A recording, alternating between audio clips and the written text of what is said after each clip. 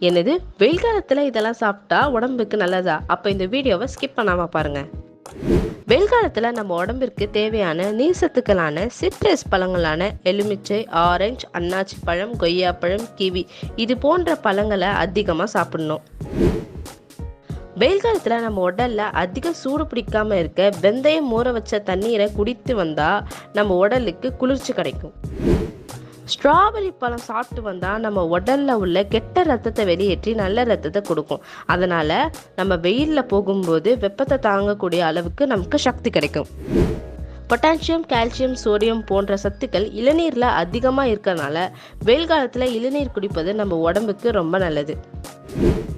முலாம்பழம் juice வெயில் காலத்துல குடிப்பதால சூட்டினால் ஏற்படக்கூடிய கட்டிகள் வராது. மேலும் கண் எரிச்சல், கண் சூடு போன்ற கண் சம்பந்தமான பிரச்சனைகளும் வராது.